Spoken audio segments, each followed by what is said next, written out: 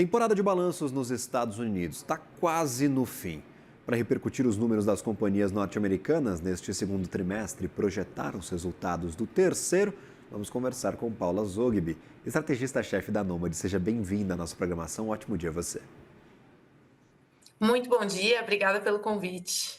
Prazer, é todo nosso sempre, Paula. E claro, receber toda a equipe da Nômade aqui na nossa programação sempre muito importante. E eu queria, claro, o apanhadão. O que acontece com os Estados Unidos nessa temporada de segundo trimestre? As empresas agradaram, preocuparam? A gente já vê efeito de tarifaço no resultado dessas companhias ou ainda céu azul por lá? A gente viu o efeito do tarifaço nas projeções pré-resultados, né? Então, os analistas esperavam que os resultados crescessem menos do que eles viam nos trimestres anteriores. E aí as empresas surpreenderam positivamente. Então, já tem mais de 92% das empresas do S&P 500 reportando, né? Enfim, já reportaram.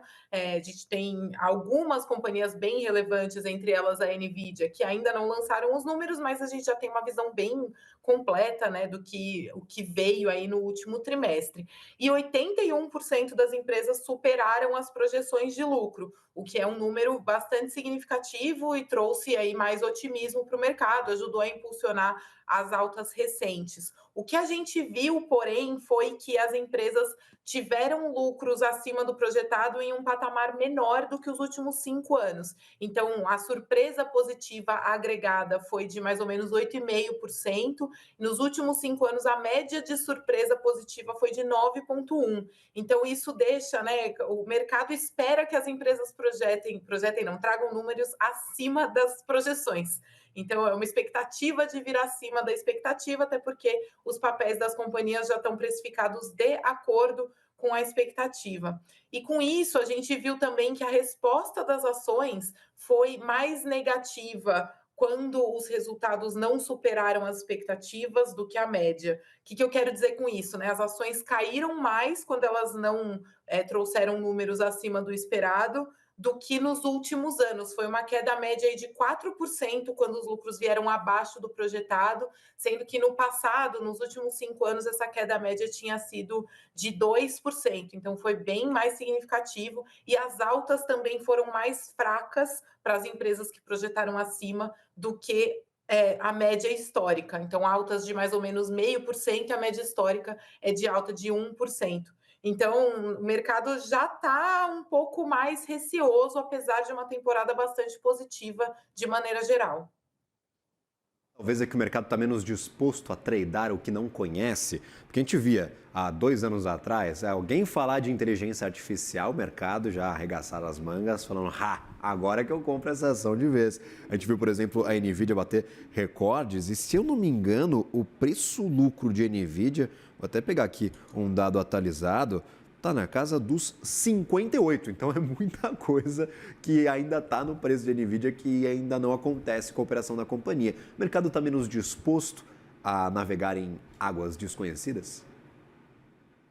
Pois é, o mercado mostrou bastante disposição em navegar essas águas, né? Você trouxe o de Nvidia especificamente, o preço-lucro do setor de tecnologia é 30 vezes, o que também é acima da média do S&P 500, e vale lembrar que o S&P 500 é bem pesado em tecnologia, então 30% das empresas são de tecnologia, é de 30 vezes esse preço-lucro, e o PI do S&P 500 em geral está em mais ou menos 22,1 vezes, então sim, um preço que ele embute bastante crescimento no futuro. É uma expectativa de que as empresas continuem investindo muito forte em inteligência artificial, que é justamente o que a Nvidia precisa para continuar vendendo cada vez mais chips e crescendo aí a ritmos bastante acelerados. A gente já teve os resultados das maiores clientes da Nvidia, o que já traz uma boa projeção para a empresa, né? Então, tanto o Microsoft quanto o Meta,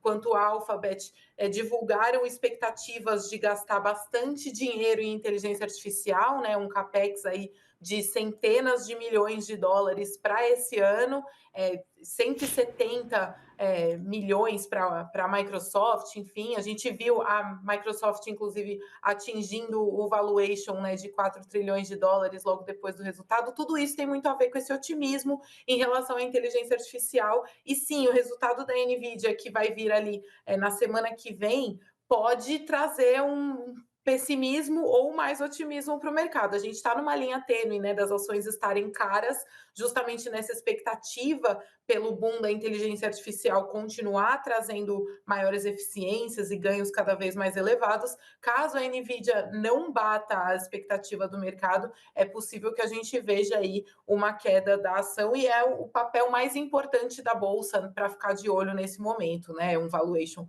bastante elevado, um peso muito alto no S&P 500, e boa parte do otimismo do mercado em geral gira em torno da inteligência artificial, que a Nvidia é a grande representante, digamos assim.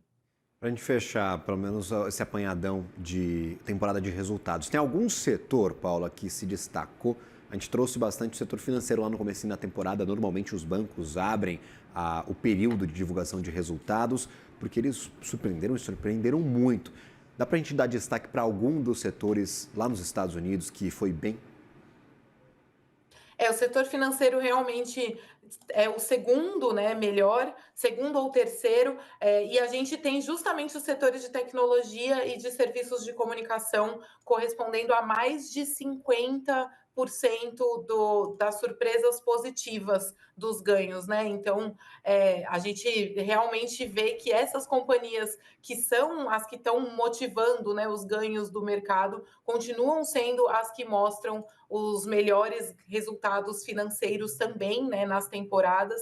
Então, mais da metade do crescimento pode ser atribuído a essas companhias. Do outro lado, né, a gente tem aí o setor de energia, muito impactado por preços de petróleo, e o setor de commodities surpreenderam negativamente. Eles trouxeram aí o setor de materiais básicos teve quase 50% de surpresas negativas, e o setor de energia teve 30% de dentro das expectativas e abaixo das expectativas. Então foram os piores nesse sentido. Então continuamos, né, nada mudou em relação às temporadas anteriores. Setores financeiros, tecnologia da informação e bens de consumo e comunicação, né, serviços de comunicação foram os principais em termos de bater as projeções do mercado. Obrigado pela participação, Paula. Sempre um prazer tê-la por aqui. Agradeço por nos ajudar a entender essa temporada de resultados, que ainda não acabou lá nos Estados Unidos, mas está na reta final. Eu que agradeço, contem sempre comigo. Agradecido. Até a próxima.